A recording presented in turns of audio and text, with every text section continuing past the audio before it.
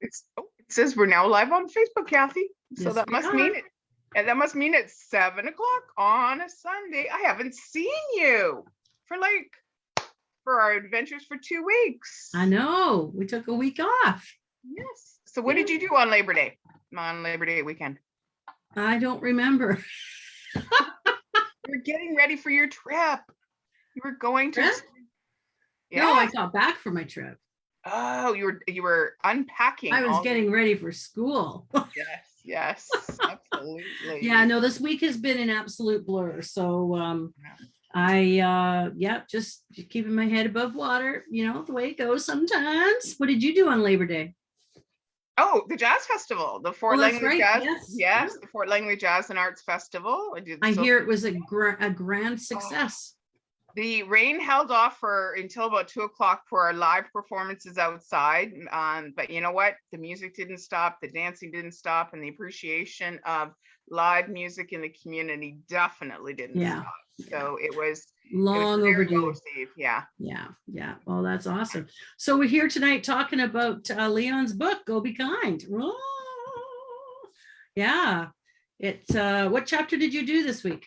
Well, Kathy, because in my business now, I'm so grateful as I'm heading back out to the public and back out to the world.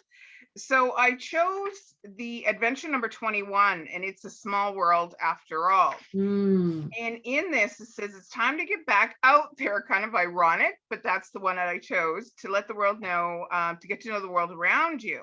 And it's going to be a biggie. It's going to take a bravery. It's going to take the world and make a better place. And there were so many good parallels that I started conversations based upon this chapter. And one of them, just before we got on, I was just talking to you, I've had this kind of like, wow, how did we end up with the languages that we ended up? And we don't know, but around the world, Kathy, Leon's done the research, and there's 7,000 different languages in the world in over 200 countries. So even within the country, there's like lots of different languages. Oh, absolutely. Look at Canada. How many different dialects do we have of the same language? Oh, it's amazing. And he goes on to say there's people that are different from us, more money, less money. They have believe in different gods. They pray differently, but we all breathe the same air. Yes. And I love this little picture he has that it's me to we. And what it was to go find somebody who was a stranger. And I think in the times that we are now, that's a little more difficult. But I'd like to share with Robbie, because he came to me as a stranger through a person that was Fatima I believe she's Muslim, and Robbie is African Canadian, or he's Jamaican. Mm-hmm. So it was go find somebody different from you and learn from them. Mm-hmm. And we met Robbie at his home in his home studio last Sunday, and we learned about him. Mm-hmm. And Leon was saying, find that new friend, sit down, learn about what their fears were, learn about the differences, learn about their otherness, and not knowing, to get a deeper understanding and see the person. Yeah. And how did it make you feel? And you had to come home, and it says, write a little story, draw a picture. And I was a very rudimentary picture, and it was just like two happy faces. Like Robbie just had the biggest smile on his face, and us two had our big smiles on our faces. Yeah. And it says, how does it feel to make it feel like the world is smaller? And I said, to honor where that person has come from, mm-hmm. and know that kindness is the bridge that got us together. Absolutely. And that was just, and it says, suddenly I connected with a stranger, and the whole world felt a little smaller. I felt like it was a, part of the world. It's a small world after all. Mm-hmm. Now you're going to have that song in your head. But it's my favorite ride at Disneyland, I have to tell you. There you go. So that's what it was making new friends out of strangers. And I've gone out and done my work and demos and things. Yeah. And I make a point to talk to people like people, not like they're going to come to my table and have a little snack. But it's talking to people with no judgment. Yeah. Just talk to people because they're people. Yeah. And really listen to their soul, listen to their heart, listen to their words. It's we have this whole thing about prejudging. Like, what is it when you go for a job interview or something ridiculous that you've made an impression within like 5 seconds? And it's like, that's wrong. Yeah. I've never agreed with that. Yes, Yeah, exactly. right on. Well, I did chapter 14, which I think was one of your first chapters you did. It's Winnie Love Part 1, about his dog, who he actually named Winston Churchill, but called him Winnie for short, which I think is really hilarious. And it's just all about unconditional love. And it just comes full circle to what we've been talking about. You know, I can't think of a better pet. We got our dog for my daughter because she needed unconditional love present at all times, not a parent telling her yes or no, or maybe so. The dog just takes it the way it is. And I tell you, the bond that the two of them have is enormous. And I love how he says that in order to have unconditional love, you have to be willing to break your heart, because dogs have a short life, right? So you're getting a dog knowing they have a short life. You're gonna fall in love, have this unconditional bond with this furry, fuzzy, lovely animal, but they will probably pass away before you do. So I love that. He opens the chapter up saying, very few people wake up in the morning and say, how can I break my heart today? So, and when you think about it, when you're meeting people, right, you have to, I think, to have an authentic relationship with somebody, you have to be able to open your heart to let them in. And sometimes it will be broken. But you don't create really deep relationships and experience the true sense of kindness without allowing that heart to open a bit. Dogs just happen to be very convenient. He says, how long have you had your Kaya for? Kaya is 4 now. Okay. So 4 years. Yeah. And she chose us. We went to the litter of dogs in Abbotsford, and we had picked the dog we wanted, but it totally ignored us. And Kaya came to us and stood next to my daughter. And it was like, okay, this is this dog. And we were there for an hour and a half because we wanted to make the right choice, the right decision, an hour and a half. Because this was a big deal. And oh my goodness, our dog I'm not a dog lover.